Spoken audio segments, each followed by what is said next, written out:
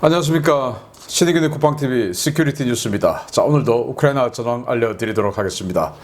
우크라이나의 자유 러시아 군단 그리고 자유 러시아 의용군이죠. 이 두 개의 부대가 연합해서 지금 벨고로드 쪽으로 치고 들어갔는데, 이 상황에 대해서 러시아군은 들어오자마자 바로 다 격퇴했다라고 발표를 했지만, 실제 상황은 뭐 거의 이틀 이상 지금 계속 전투를 하고 있고, 이 우크라이나군이 진공 중에 있어요. 그 관련한 영상, 사진 어마어마하게 지금 공개가 되고 있는데, 즉 러시아가 거짓말이다 그 말이죠.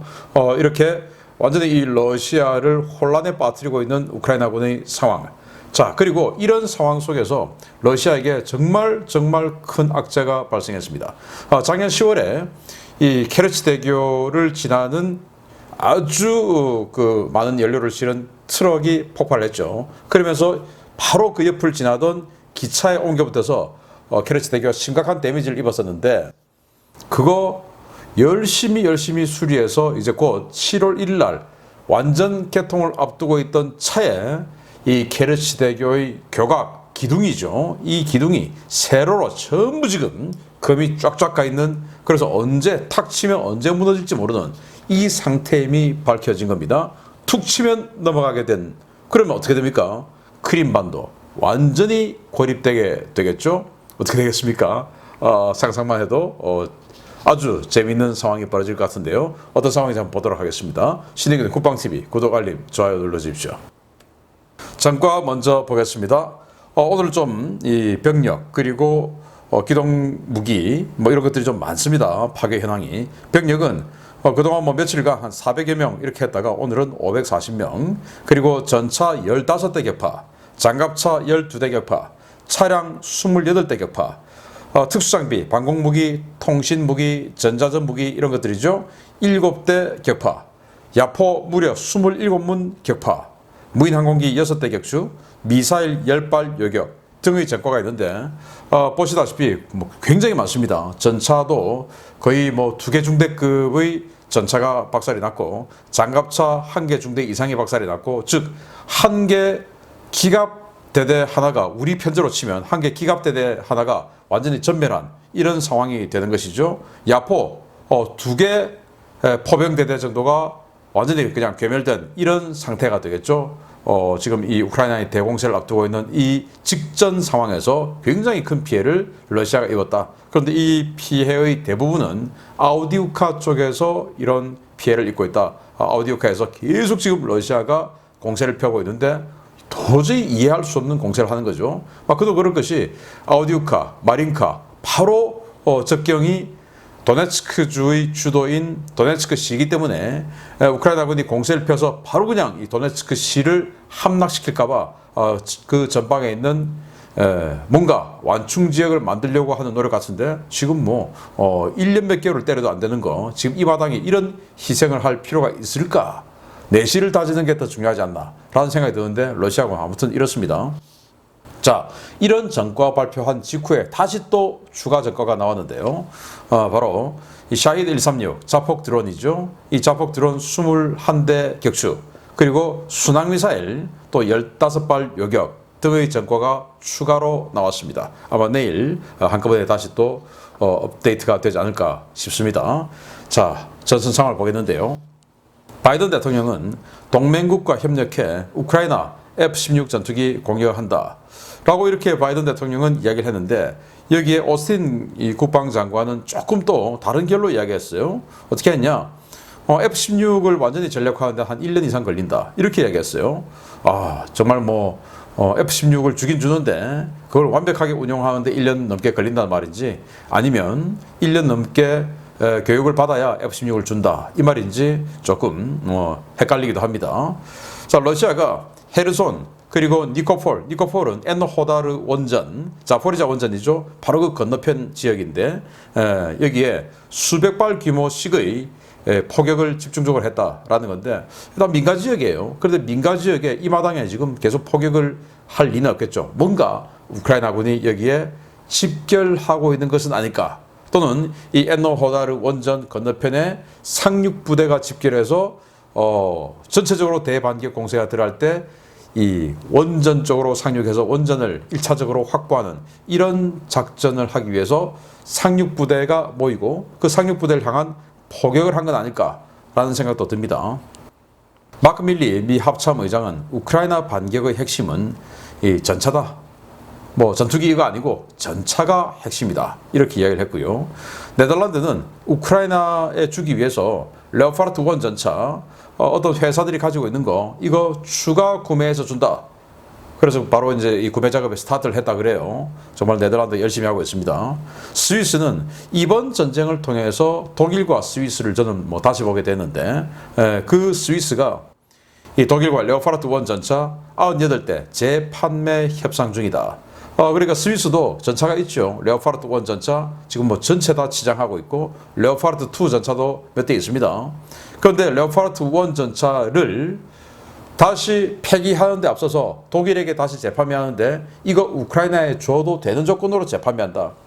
단 레오파르트 2도 몇 대 파는데 이거는 우크라이나 주면 안 되는 조건으로 독일에게 재판매하는데 이 레오파르트 2 판매 용도는 부품용이다 라는 겁니다.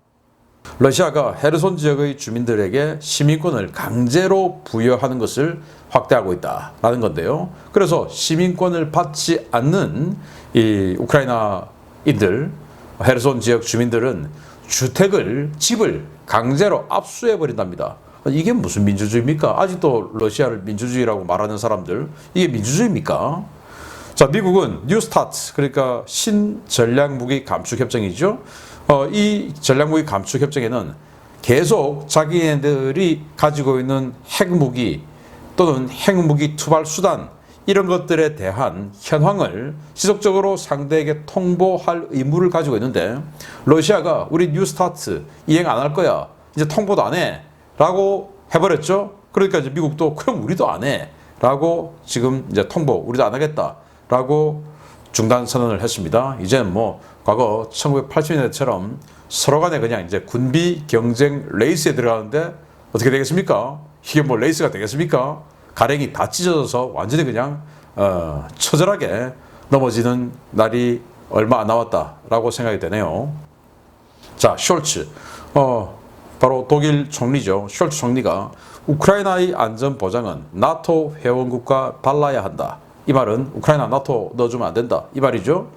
지금 이 몰도바에서 EU 회의, 안전보장 관련한 이런 회의를 하는데 이 몰도바니까 당연히 트란스니스트리아, 몰도바에 붙어서 그 친러 지역들이 있죠. 독립을 추구하는 친러 지역이 있는데 이 트란스니스트리아 문제 논의 그리고 또 코소보 지금 다시 또 굉장히 큰 무력 충돌이 발생할 것 같은 코소보 문제 그리고 우크라이나 문제 이런 것들을 논의를 하고 있는데 여기에서 이제 독일 숄츠 총리는 우크라이나 나토에 넣어주면 안 된다 라고 이야기를 했고 똑같은 회의에서 영국의 수낙 총리는 우크라이나의 정당한 위치는 나토에 있다. 즉 우크라이나를 나토에 넣어줘야 된다. 이렇게 이야기를 했고 그리고 프랑스의 마크롱 대통령은 이 같은 회의에서 우리가 이 전쟁 전에 러시아의 군사적 위협에 대해서 너무 안일하게 판단했다. 그래서 새로운 어떤 그 구성을 해야 된다라고 하면서 조금 애둘러서 우크라이나의 나토 가입을 지지하는 듯한 표현을 프랑스 마크롱은 했어요. 그래서 유럽에 있는 나토 3강이죠. 독일은 우크라이나 안 돼. 영국은 우크라이나 넣어줘.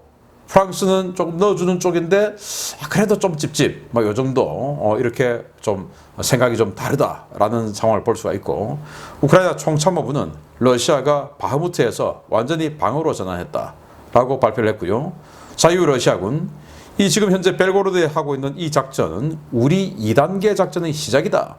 1단계는 저번에 치고 빠지고 했죠. 그런데 지금 제가 좀 이따가 자세하게 더 알려드리겠지만 거의 며칠씩 들어가서 전투를 그냥 계속 벌이고 있어요. 이거 2단계의 시작이다. 그럼 그 다음 단계는 뭘까요? 3단계가 있는지 아니면 2단계가 끝인지 한번 보도록 하겠습니다. 자, 주요 소식 들어갑니다. 첫 번째입니다. 우크라이나군의 일부지만 우크라이나 정부가 자신들과는 무관하다고 주장하고 있는 자유 러시아 군단이 현지 시각으로 6월 1일 새벽 벨고로드 지역 세베키노 일대를 강타했다는 소식 접하셨을 겁니다. 러시아군은 이들 모두 소탕했다고 주장했지만 현지 상황은 많이 다른 것 같습니다. 자유러시아 군단이 러시아 의용군단과 합세해 대대급 병력으로 벨고로드주 세베키노 방면을 공격했으며 이 지역에서 러시아군과 격렬한 전투가 진행되고 있다고 복수의 오신트 소식통이 현지 시각 6월 2일 리포트했습니다. 전투는 우크라이나 현지 시각으로 6월 1일 새벽 3시에 시작됐는데요.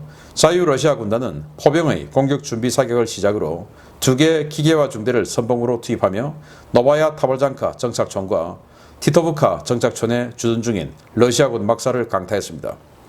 러시아 국방부는 6월 1일 보도자료를 내고 새벽 3시 47분 장갑차 세대와 픽업 트럭 4대에 탑승한 약 30여 명의 게릴라들이 국경지대 검문소를 공격했지만 러시아군의 포격과 응전으로 그들을 모두 격퇴했으며 검문소 인근에서 장갑차로 이동하던 적도 러시아군의 정밀 타격으로 모두 제거됐다라고 주장했습니다.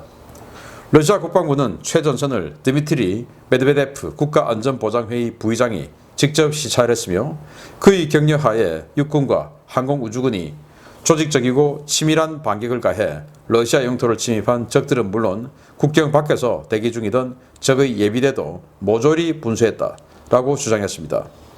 러시아 측은 새벽부터 시작된 전투는 오전 10시경에 종료되었으며 러시아군은 적 50여 명을 사살하고 장갑차 4대, 픽업 차량 1대, BM-21 다른장 로켓 1문을 파괴했다라고 주장했는데요.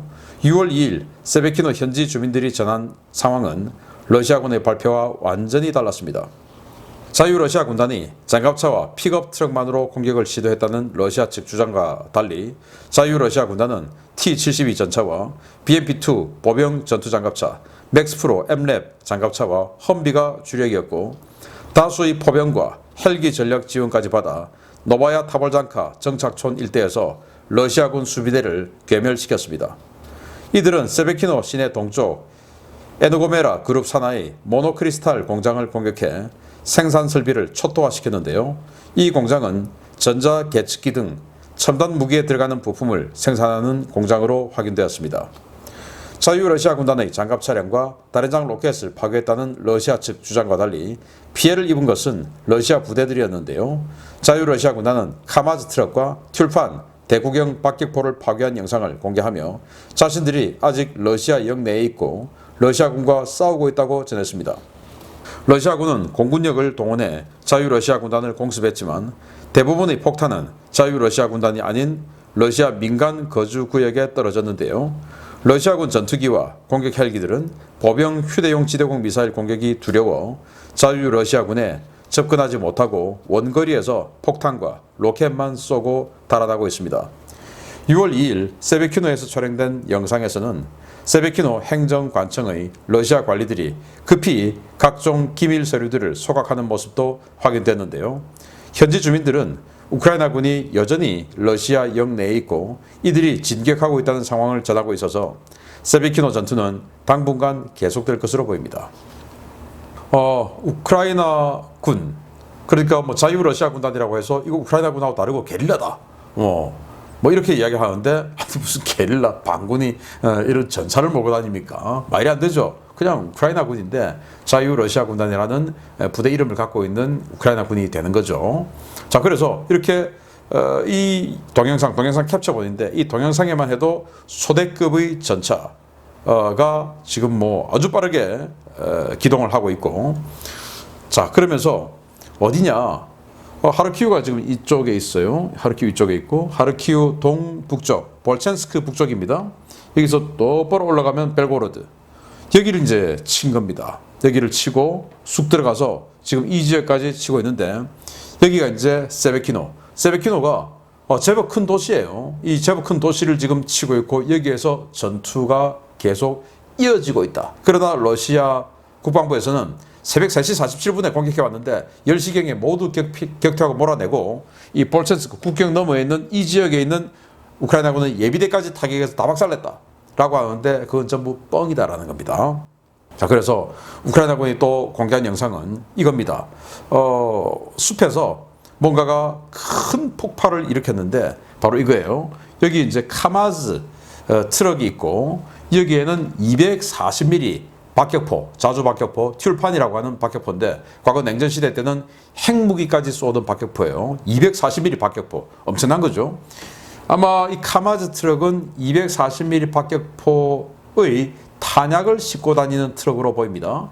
그러니까 어마어마한 폭발이 일어나면서 그냥 초토화돼 버렸어요. 자, 이러고 있다, 우리 지금 여기 싸우고 있다라고 밝혔는데 아마 이런 것으로 봐서 우크라이나군의 말이 사실인 것 같습니다. 그리고 또 이 영상도 공개했는데 아파트예요. 제법 큰 아파트던데 이 아파트 옥상에서 쭉 가면서 전부 지금 불길이 계속 일어나고 있습니다. 그래서 러시아 측에서는 이거 우크라이나군이 포격 공격을 해서 이렇게 불났다. 민간인 지역인데 이렇게 불났다.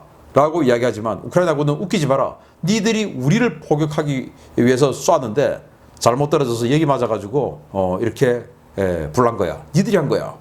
라고 오히려 역공을 하고 있습니다. 아마 러시아군이 그랬겠죠. 여기다가 우크라이나군이 왜 포를 쏘겠습니까? 포 한 발, 남의 지역에 들어가서 한 발 한 발이 아까운데. 아무튼 이렇게 우크라이나 군이 외곽으로 훅 치고 들어가서 벨고로드 쪽으로 러시아군을 빼내는 작업을 계속하고 있는데 이런 식으로 계속 빠져나가면 전선에 있는 지금 동부전선에 있는 그 주 전장이 될 텐데 여기에 있는 방어 전력이 계속 벨고로드 쪽으로 빠져나갈 수밖에 없겠죠. 그러다가 이제 우크라이나군 훅 치고 들어가면 턱 넘어지는 겁니다.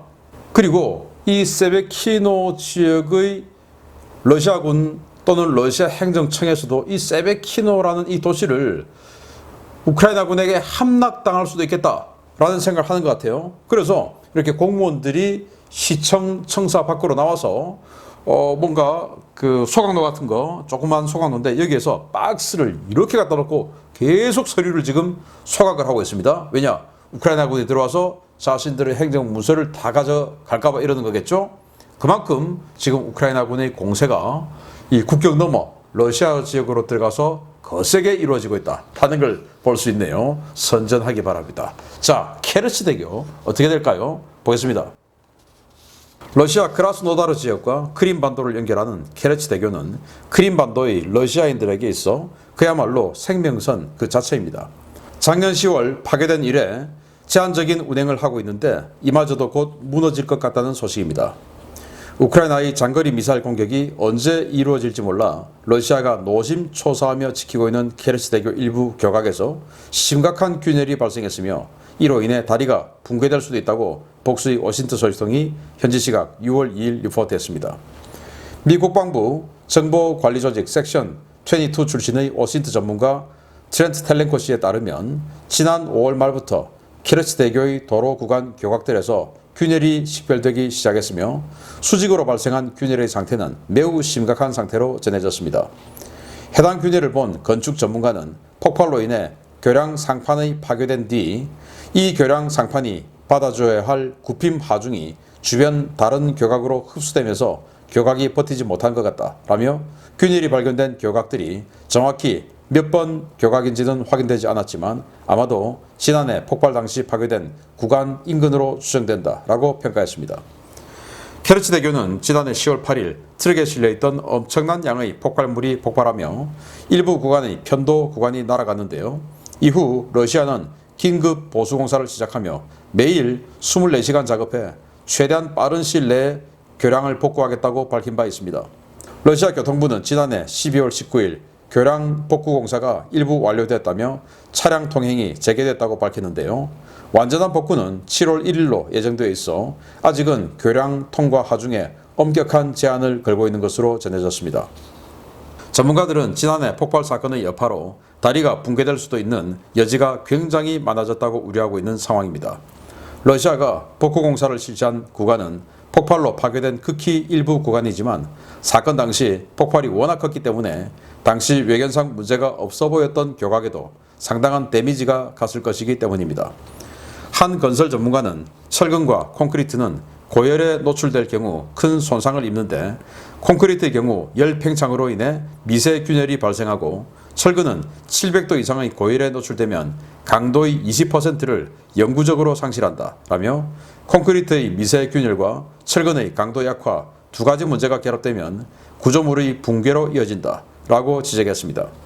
당시 러시아는 폭발로 인해 발생한 화재를 진압하기 위해 급한 대로 인근의 바닷물을 끌어썼는데요.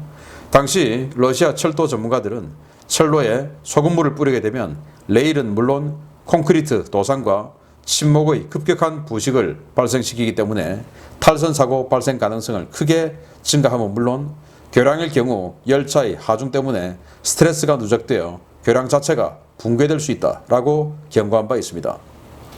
케르치대교는 마리우폴과 베르단스크로 이어지는 아조프의 연안 도로와 함께 크림반도와 러시아 장악 헤르손 지역, 자포리자 지역의 보급을 책임지는 생명줄과 같은 역할을 하고 있는데요.